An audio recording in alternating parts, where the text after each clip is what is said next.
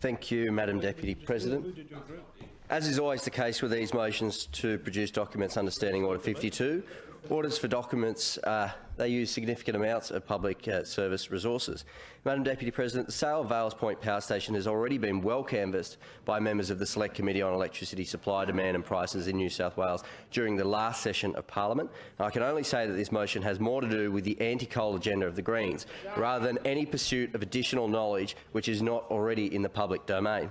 I do acknowledge that the new Greens member, Ms Abigail Boyd, seemed to give her approval of a technology in her speech earlier here today that has the potential to reduce pollution from coal-fired power stations. And I thought, I was told when she came into this place that she was a red-green, but obviously she may well be starting the brown-greens faction, Madam Deputy President. Nonetheless, I was shocked. It's the first time in the 2 years that I've been in this place, I was shocked that in the first time that I've been here in 2 years, I've heard a contribution from the Greens Party that actually supports our current coal-fired fleet, a reliable technology.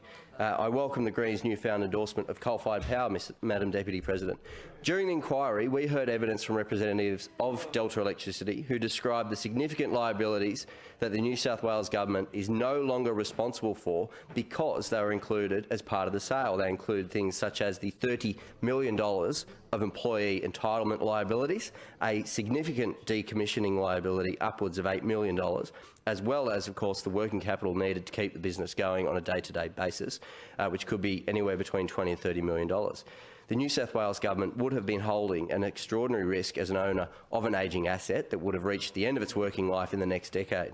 We also heard during that inquiry that at the time of the sale, electricity prices were selling into the market in the area of $30 to $40 per megawatt hour. As I speak here this afternoon, the price in New South Wales is $117 per megawatt hour. The power station was running at a loss at that time, making its sale an excellent divestment from this government.